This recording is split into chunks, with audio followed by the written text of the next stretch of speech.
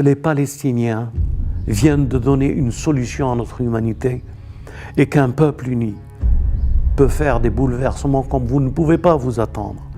Un peuple uni que nous appelons en France et partout dans le monde d'être pour la justice et le respect des autres.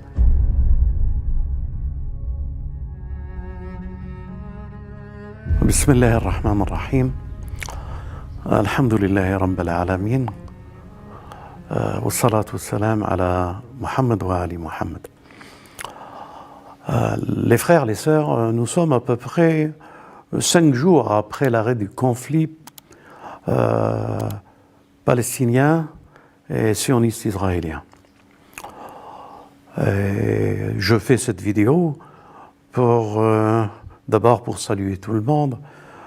Et ma fraternité va avec les résistants et mon soutien et mes prières, et que l'injustice prend un tournant où, disons, ce qui prévaloir, ce qui était dans la voie de maintenir une injustice commence à s'effriter. Les valeureux combattants de la liberté et de la justice contre le colonialisme continuent à prendre de l'ampleur parmi les peuples. Et ces manifestations spontanées du monde pour soutenir la résistance palestinienne donnent à réfléchir maintenant à ceux qui sont au pouvoir. Décider par exemple à Paris d'interdire une manifestation pro-palestinienne sous prétexte qu'elle sera peut-être un trouble ou à l'ordre public, c'est bizarre. Les autres pays, il n'y a pas de trouble d'ordre public, mais Paris, la capitale du sionisme, a décidé de franchir un pas contre la justice, et que maintenant, les injustices, les peuples voient beaucoup plus clair. Donc les hommes politiques qui ont pris leur part haineuse de soutenir un État arrogant, un pseudo-État construit sur des valeurs d'injustice, d'apartheid, de racisme, d'expropriation, de déshonorer des lieux saints, toute cette injustice soutenue par nos hommes politiques. Le comble, je vais parler juste un petit peu politique, parce que notre devoir c'est de dénoncer les injustices. Et puis après j'arrête, parce que il y a un sens d'honneur dans la spiritualité, et comment on aborde une présence de Dieu, et la rectitude qui demande à chaque homme et à chaque femme de se conformer à vouloir du bien et partager ce bien, et non pas d'accepter l'injustice et la soutenir, comme certains hommes politiques en France l'ont exprimé. Et quelle aberrante idée de penser de l'hypocrisie. Allez, on va appeler la politique de l'hypocrisie, la politique de l'injustice. Je nomme bien sûr ceux qui ont dit que l'État sioniste d'Israël a le droit de se défendre. De quel principe pouvons-nous arriver à penser encore pouvoir mentir de cette manière-là? Mais qui est l'agresseur? Au début de l'histoire, c'est un quartier de la Palestine occupée à Jérusalem, Sheikh Jarrah. Les expulsions, les expropriations, c'est une armée qui rentre dans les lieux saints, une mosquée, et qui fait... les Palestiniens n'ont pas le droit de se défendre. C'est-à-dire, on dit aux agresseurs, vous avez le droit de vous défendre, mais ces agresseurs qui se défendent, c'est eux le problème de la Palestine. C'est eux qui agressent. C'est les Palestiniens qui ont raison de se défendre.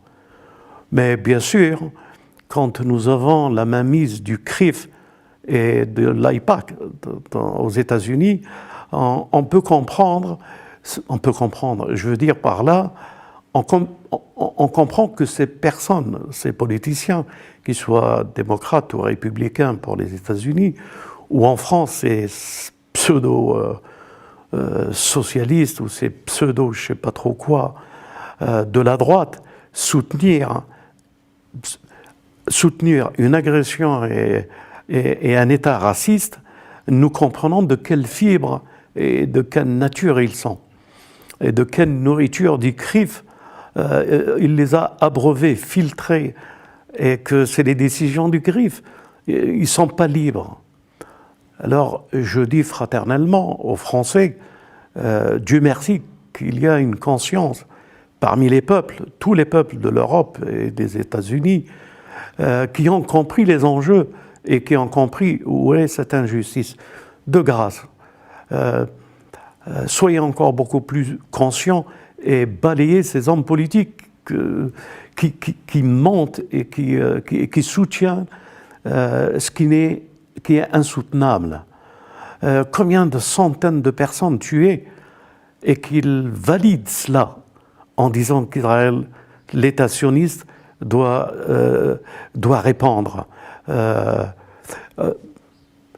Pour vous dire que cette liberté que nous aspirons pour nous, pour les Palestiniens, pour tous les hommes de cette terre, pour les Français, pour les Gilets jaunes, cette liberté que tous aspirent, elle est bafouée avec de l'arrogance pour apporter un soutien à ce qui ne peut plus être soutenu. Et les peuples ont compris cela, et ça va aller de plus en plus, parce que les enjeux politiques, stratégiques, militaires, avec cette expérience que nous venons de vivre avec les Palestiniens, ont tout transformé.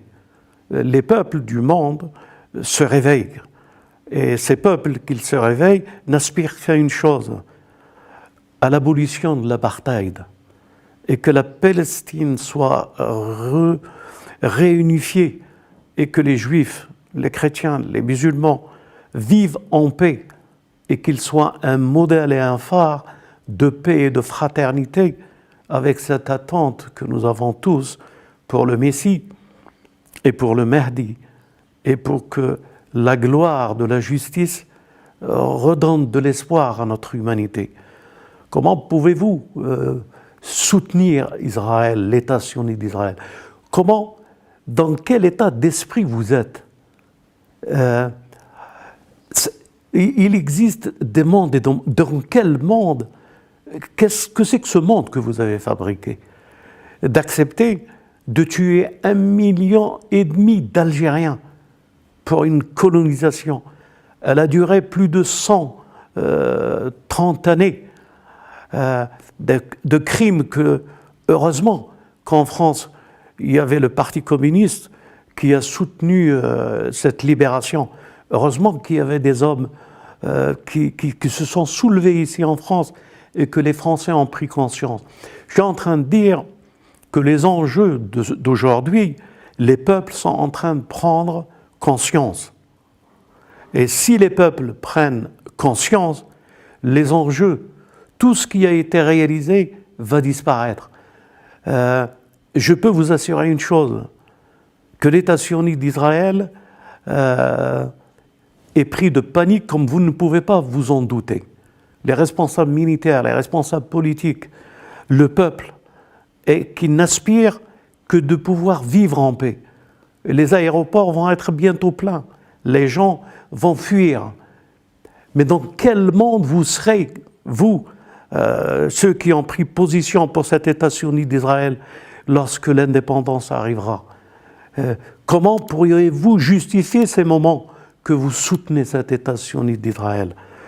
Je vous le dis parce que je suis un humain et que lorsque vous verrez que tout ce que vous avez soutenu et disparaître, eh bien, ces pays qui se sont construits sur l'injustice, eux aussi vont disparaître. Et Inch'Allah, si Dieu le permet, une nouvelle civilisation, une nouvelle ère un nouveau monde. Et tant que les injustices perturbent et qui font obstacle à ce nouveau monde, bien sûr, ils peuvent retarder les échéances. Mais l'échéance est la main de Dieu et au-dessus de tout stratagème.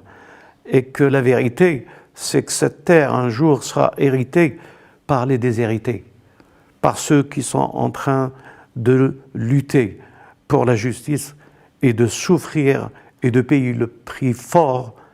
Et c'est ces déshérités qui sont nombreux dans le monde, en Amérique, en Afrique, en Asie et un peu partout.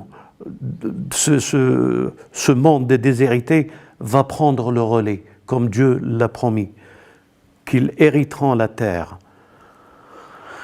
Je voulais vous dire ça, à moins qu'il y ait encore autre chose à dire sur ce sujet. Je crois que sur la Palestine, vous avez tout dit. Alhamdulillah. On peut passer à la situation en France, si vous voulez. Oui, la France de l'ère de Macron, et qui est aussi appelée à cette politique de colonisation des esprits et de manipulation contre l'islam. Mais qu'est-ce qu'ils vont avoir peur de l'islam? Parce que l'islam, c'est la justice de Dieu. C'est la justice entre les hommes. C'est le partage des richesses, qu'il n'y a pas de blanc, qu'il n'y a pas de noir, qu'il n'y a pas de riche, qu'il n'y a pas de pauvre. Et qu'à la Mecque, tout le monde est habillé avec un tissu blanc pour dire que la richesse n'est pas une définition, ni la race, ni la couleur, ni les élites, ni les politiques, ni les princes, ni les rois, ni ceux qui les servent. Qu'il n'y a pas de différence entre les hommes. Ce pèlerinage qui marque cette révolution de l'égalité et de la fraternité, d'avoir le même Dieu et de se prosterner que devant lui, mais pas se prosterner pour les pouvoirs et pour ceux qui maintiennent cette injustice et qu'ils définissent les hommes selon leur religion, selon leur couleur de peau, leur race, leur ethnie. Ce monde est appelé à disparaître. Alors cette arrogance anti-islam qui se fait jour maintenant sans voile, quand je dis sans voile, tout le monde se dévoile et prend position contre l'islam. Mais à ce que je sache, la France n'est pas un pays musulman. La France est un pays chrétien. Et c'est le christianisme qui doit être à l'honneur. C'est le christianisme qui doit reprendre le souffle. C'est le terreau de la France, la terre France. Donc la France est chrétienne. Mais qu'avez-vous, de quel droit vous parlez de l'islam? Qui vous autorise? Parce que vous avez des musulmans que vous avez corrompus et que d'autres que vous n'arrivez pas à corrompre, que vous voulez être l'exemple anti-islam de l'Europe et du monde. Vous êtes la risée des nations. Vous êtes la risée de l'Angleterre et des États-Unis. Vous êtes la risée de l'Europe. Mais dans quelle direction vous vous fourrez? L'islam, c'est une révélation. C'est un prophète de Dieu, un messager de Dieu. L'islam, c'est Dieu qui l'a donné aux hommes pour leur apprendre à se regarder mutuellement comme des frères en humanité. L'islam, ceux qui ont ou que vous avez fabriqués et qu'ils pensent faire de la France, je ne sais même pas si ça existe, des gens qui pensent qu'il faut faire une nation de l'islam en France. C'est dans vos délires, dans vos fantasmes, vous vous dites, avec cette réunion que ces généraux et cette proclamation qu'ils ont fait, que la France est foutue parce que l'islam va prendre le relais. Mais qu'est-ce qu'ils ont comme renseignement pour être les ennemis de l'islam? Que nous ignorons. Mais qu'est-ce qui vous fait peur? Pourquoi stigmatiser une population? Y a-t-il pas une convention des droits de l'homme, une convention, une charte que la République doit respecter? La liberté religieuse, la liberté du culte, la liberté de s'association, la liberté de la manifestation, la liberté de s'habiller comme on veut, de manger comme on veut. En quoi cela dérange et en quoi cela dénature et en quoi si des Français veulent manger d'une certaine manière ou s'habiller d'une certaine manière, en quoi elle touche les libertés fondamentales des personnes qui voudraient vivre d'une certaine manière.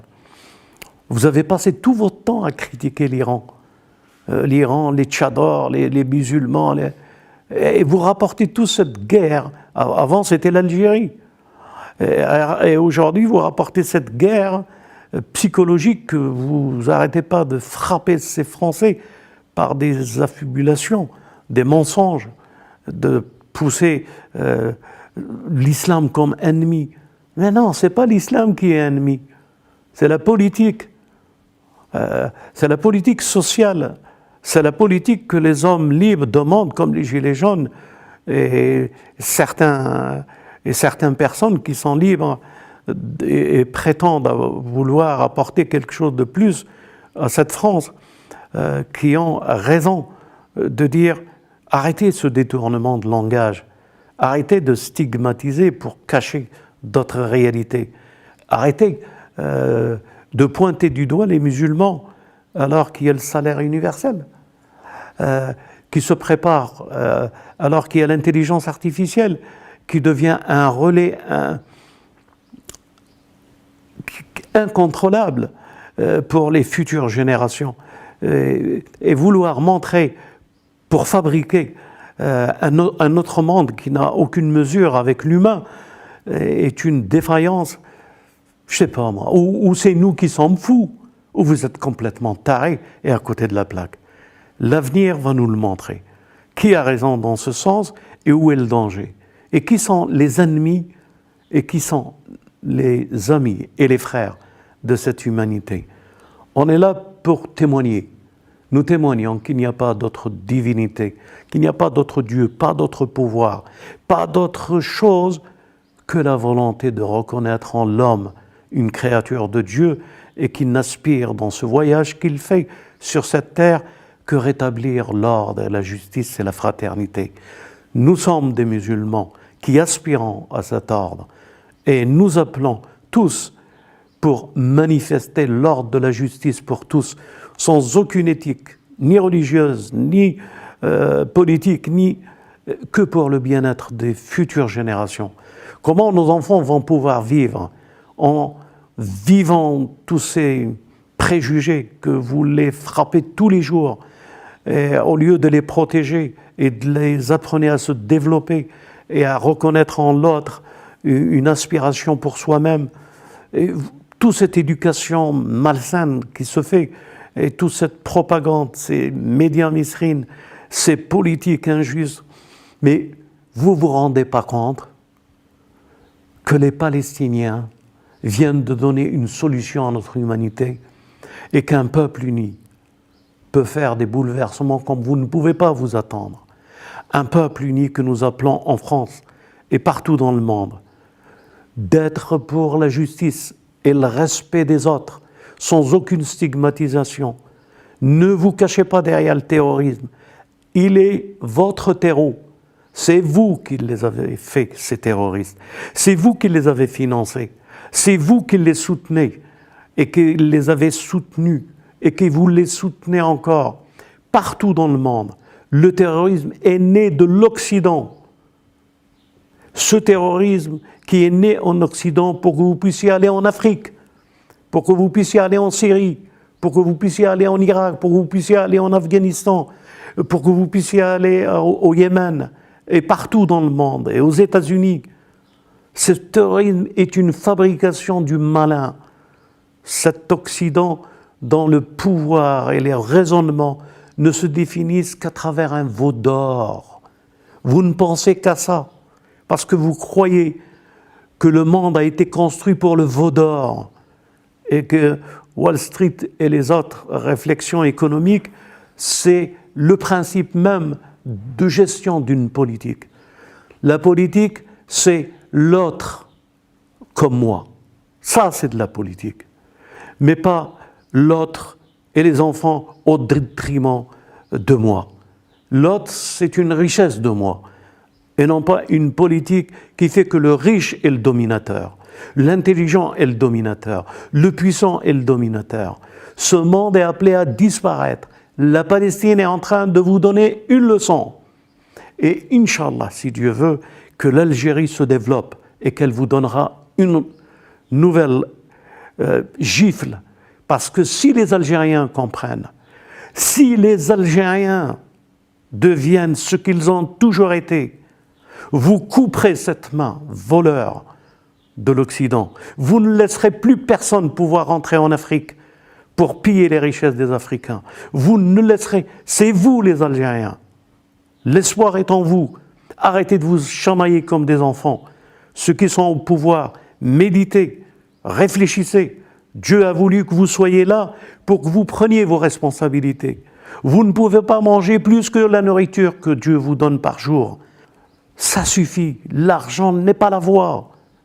L'argent est une méthode, est une définition par rapport à un partage plus grand. Et si vous comprenez ça, faites rentrer l'argent qui est en Occident. On vous le prendra, bazar, combien de fois que je vais vous le dire. Et rassemblez toutes les forces. Tous les frères doivent se rassembler. Redevenez ce phare de la révolution et de la justice comme vous l'avez toujours été. La Mecque de la justice révolutionnaire pour tous les peuples. Redevenez cet Algérien que j'ai toujours connu. Ne soyez pas comme l'Occident veut. Tournez votre dos de l'Occident. Et quiconque vous appelle à l'Occident, sachez qu'il est le traître de ce 1,5 million de morts qui a voulu couper la main aux voleurs et aux destructeurs. Et que la paix soit avec vous. Et j'arrête la politique. Et je dis à tous les frères et sœurs que très bientôt, peut-être, que nous allons arrêter toutes ces vidéos. Parce que, à quoi bon si vous ne prenez pas le relais? À quoi bon si vous ne diffusez pas? À quoi bon que si vous vous redonnez une nouvelle conscience et remarchez ensemble avec tous dans cette nouvelle révolution des peuples? Les peuples, c'est par eux que les choses vont se définir. Ce ne sera plus le printemps des Arabes, ce sera le printemps de notre humanité. Et que Dieu protège tous les peuples, et en particulier ceux qui résistent. Je veux dire par là, le père des pères de la justice et des révolutions, l'Iran de l'imam Khomeini, l'Iran du guide Khamenei, que Dieu les protège. Les peuples qui ont porté cette révolution, des Algériens, des Yémenites, les peuples du Maghreb, les peuples et ceux qui luttent aujourd'hui à Damas pour garder leur honneur et leur dignité face à cette agression sioniste et occidentale et des pays du Moyen-Orient, que je dirais du Khalij, qui ont tout fait, et ces wahhabites de l'Arabie saoudite qui ont tout fait pour tuer ce Cham. J'espère que vous le savez, quels sont les objectifs et pourquoi ce Cham a été choisi. Ce Cham a été choisi comme objectif de l'Occident, eh bien parce qu'il représente l'unité du monde arabo-musulman, le monde pacifique entre chrétiens et musulmans, parce qu'il représentait une alternative pour le monde, et parce que le prophète l'aime. Et savez-vous d'où et jusqu'où ce que ce prophète aimait et qu'il a employé le Cham? Le Cham comporte la Jordanie, la Syrie, le Liban, la Palestine. Et tout ça, c'est le Cham. Et tout ça, c'est l'objectif des ennemis de Dieu de pouvoir les séparer, les diviser et en faire des frontières pour qu'ils puissent les affaiblir, parce qu'ils savent que c'est du Cham que le Messie arrivera et le Mahdi. C'est dans ce Cham que la révolution universelle se fera. Pas avec des kalachnikovs, pas avec des bombes, mais beaucoup plus puissant qu'une bombe à hydrogène. cette bombe du verbe et de la parole qui construit les générations qui vont arriver. Des hommes vont naître. Ils sont sur cette terre. Ils appartiennent à notre humanité. Ils sont partout sur cette terre. Ils appartiennent à tous les continents. Des hommes de valeur que Dieu a choisis pour rendre témoignage et clôturer le cycle du mal, de Satan et de l'injustice.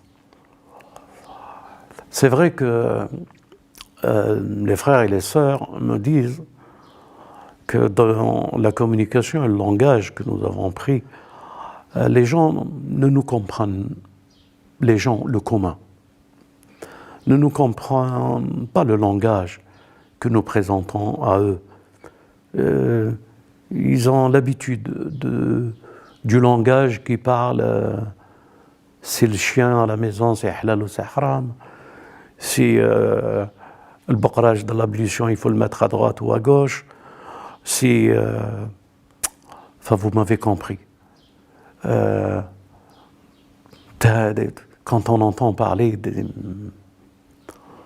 ceux qui prétendent apporter tout au moins un éclairage révolutionnaire, l'islam n'a été qu'une révolution intérieure, une révolution spirituelle, une révolution d'identification de l'injustice et de la dénoncer. Et la première des injustices, c'est qu'il n'y a pas d'autre divinité que lui.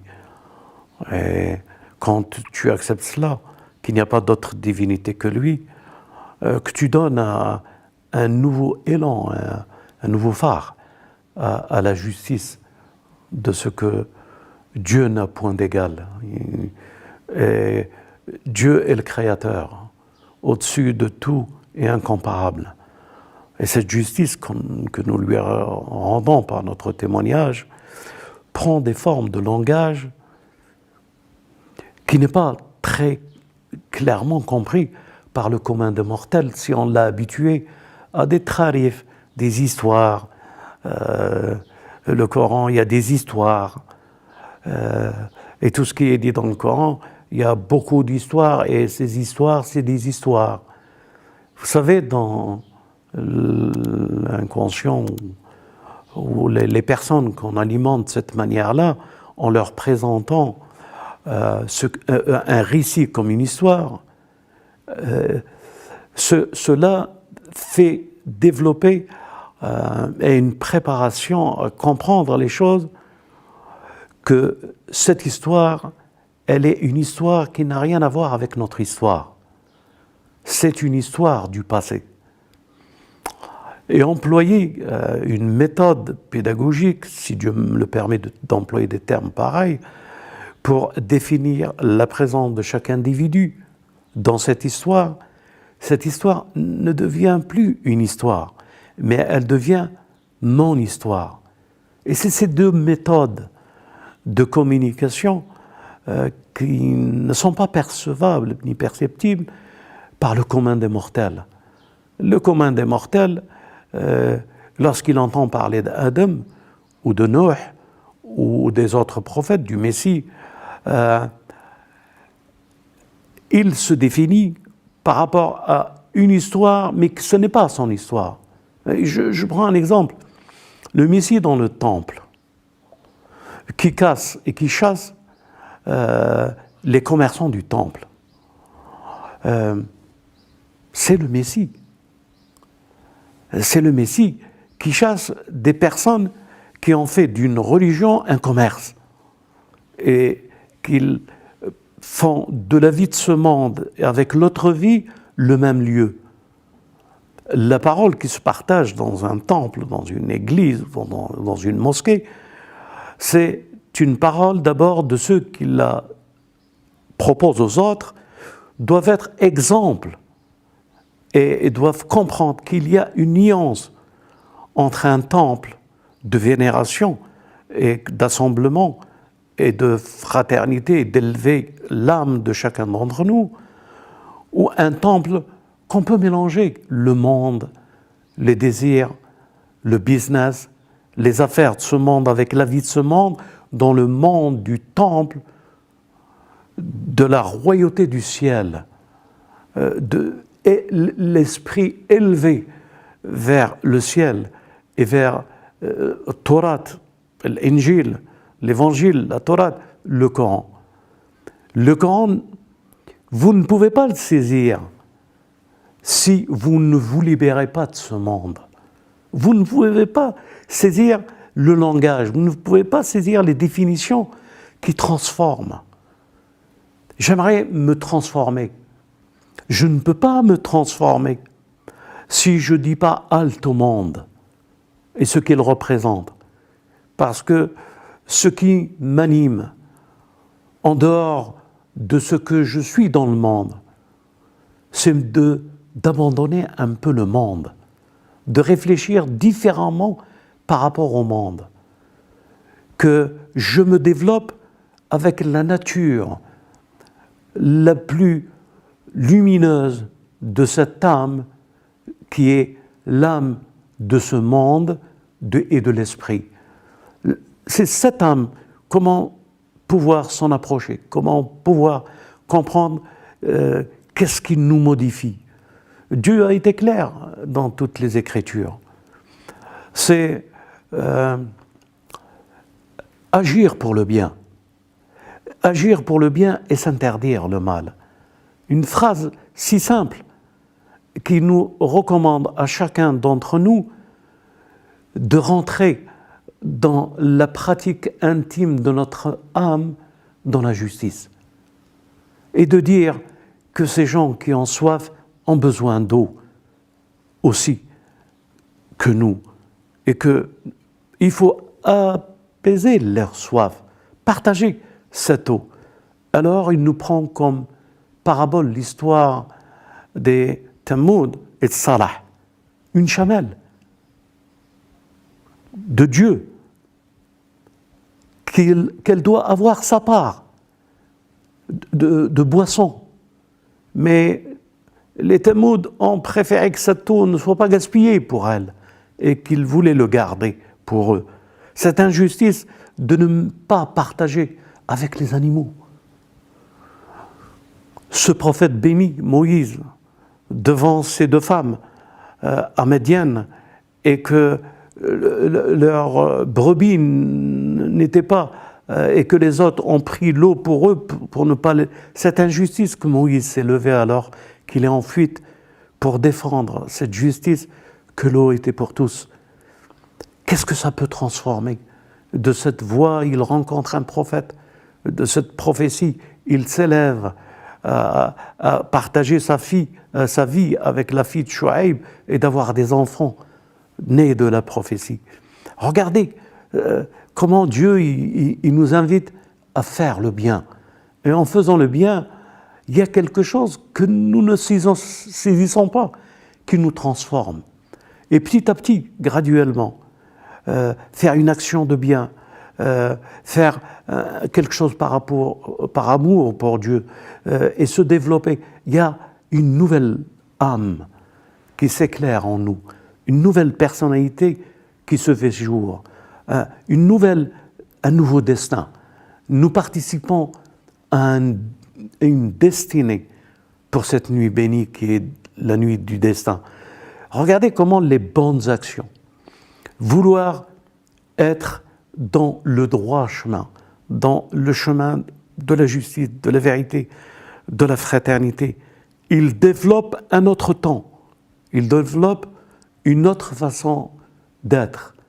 Je crois que nous vivons dans des temps différents et qu'il y a dans ces temps différents que nous vivons tous, il y a le temps du bien et qu'il développe la personnalité du temps du bien. Bien sûr, vous ne pouvez pas saisir les sous-entendus que j'essaie de formuler pour les partager avec vous. Nous créons des temps.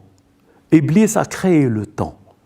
C'est à cause d'Iblis que le temps que nous vivons aujourd'hui et que cette perte de temps que nous avons eue pour ce paradis et de ce khalifa et de cette science innée, il a fait la révolution du temps pour nous séduire.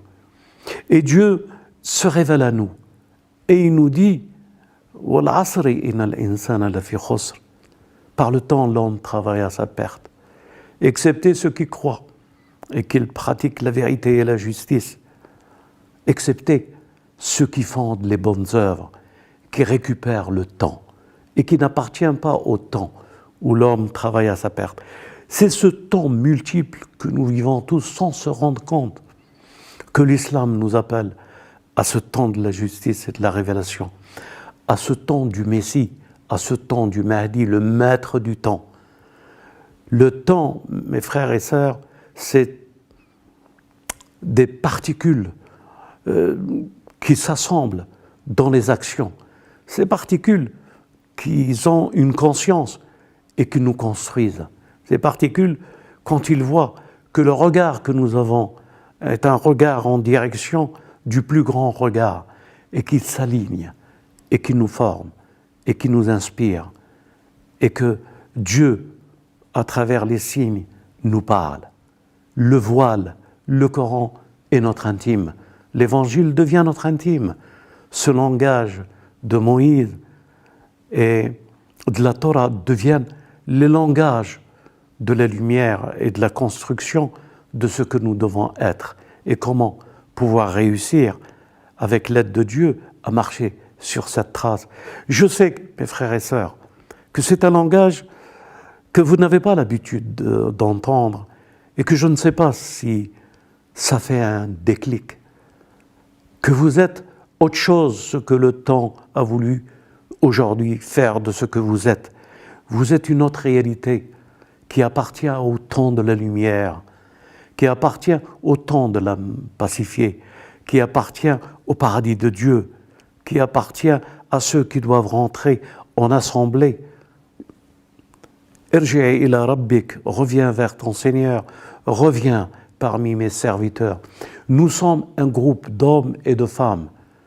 Nous sommes séparés par les distances et le temps, mais nous sommes unis avec le temps présent du passé, qui ne sont pas des histoires, et avec les temps du présent, qui est une réalité que si nous marchons dans la parole qui nous rend présents, et qui est le futur qui devient le présent, et le futur est que le temps du futur n'est que le temps d'aujourd'hui, et le futur est une promesse que nous retournerions dans ces temps-là que Dieu a préféré pour nous.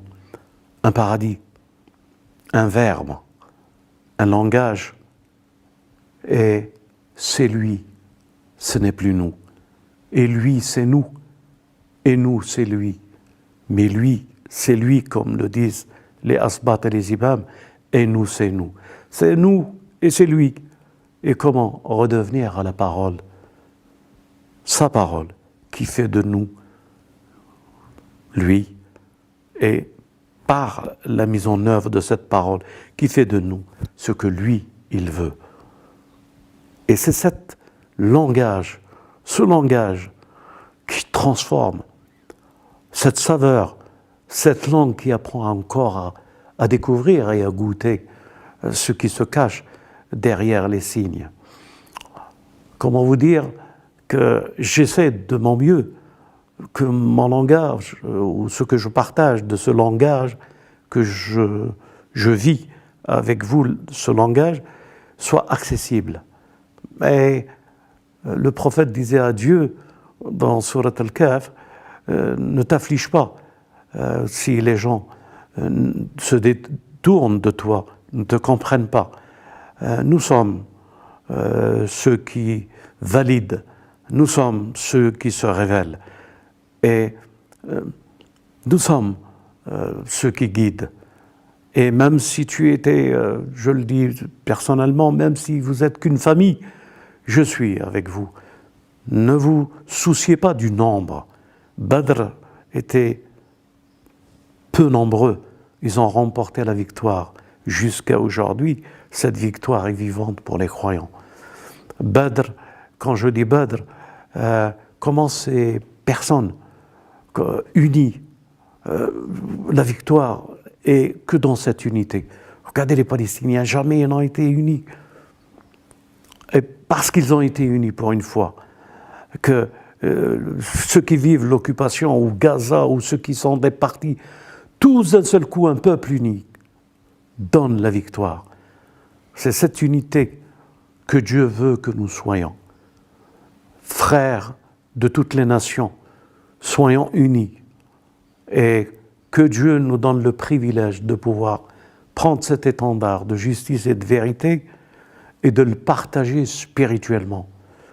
Libérez-vous, parce que cette science que Dieu a révélée, c'est ça la libération, c'est ça la victoire, c'est ça les temps du paradis, c'est ça le temps de tous les instants qui s'unissent, même les temps en un tawhid, même ces mondes des temps peuvent faire par la grâce de Dieu avec les fidèles serviteurs de Dieu le maître de tous les temps. Je ne sais pas si je suis clair, mais j'essaye. Mais je vous dis, tournez le dos au temps de l'injustice, tournez le dos au temps de ce qui n'est pas le temps qui se révèle. Accomplissez vos prières dans le temps. Jeûnez le mois de béni dans le temps. Vivez Laylat al-Qadr dans le temps. Faites le pèlerinage, s'il y a un pèlerinage aujourd'hui à faire, dans le temps. Pensez à la Palestine aujourd'hui et vous rassemblerez le temps. Pensez à ces Français qui luttent pour la justice sociale, pour la justice, la fraternité entre les hommes. Je parle des Gilets jaunes. Soutenez-les, vous les faites rentrer avec nous dans le temps. Partageons ce temps. Croyons en ce temps de Dieu, de la révélation et de la justice et de la fraternité entre tous les hommes. Que la paix de Dieu soit avec vous. Fraternellement, votre frère Yahya de l'étranger encore, qui vous transmet ses salutations et sa fraternité. Salam alaikum wa rahmatullah wa barakatuh.